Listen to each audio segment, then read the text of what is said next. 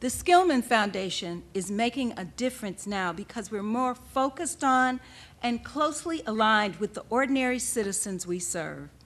Our new way of working, of engaging the community, is a model that I know can work anywhere, and I'm here tonight to speak enthusiastically about it. This model has been around for a long time. Its roots go back thousands of years to our African ancestors who embodied the idea of community, and to the ancient Hebrews who understood the essence of philanthropy. This model was demonstrated daily during my childhood by the Deacon Jones and Big Mamas who looked out for the whole community rather than just for themselves. As you can see, I didn't invent this community-based model, but I'm going to use every last bit of my energy to champion it.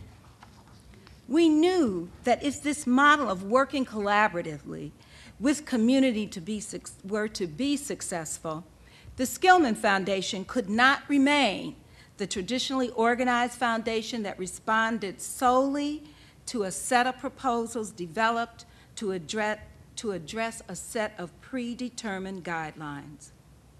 We continue to change. It is not easy, I will admit that.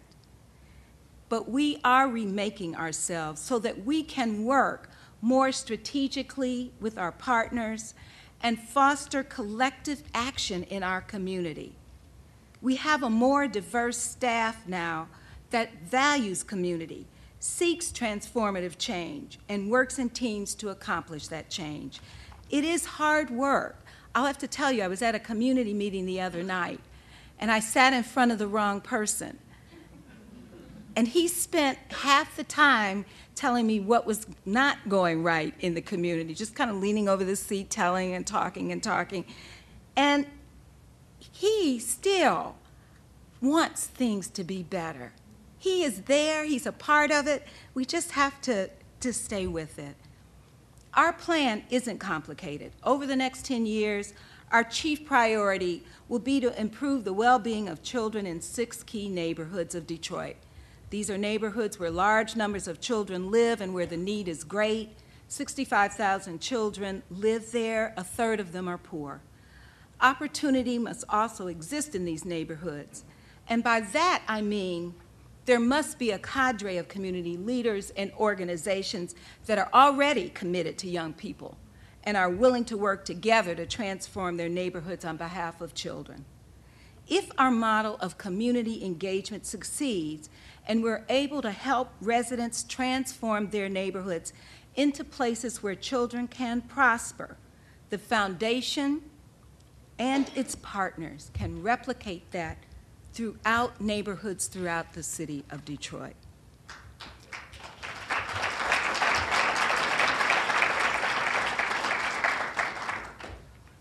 We are also attacking the underlying culture of poverty that is so pervasive in Detroit and other parts of the metropolitan Detroit area. We are helping those who are fighting for basic quality of life improvements, such as safety, education, removal of abandoned houses, and the establishment of routine and reliable trash collection, things that so many of us take for granted. We are working so that high school graduation will become the norm. We want what should be ordinary to indeed be ordinary in our neighborhoods, for young people to live with their parents, and for young people to see adults going off to work every morning. We are lifting up the good things in our community, those good things that we know are working: world-class cultural and arts organizations and programs, the growing number of innovative and effective schools in the city, and the gritty determination to persevere that most Detroiters demonstrate in small ways every day.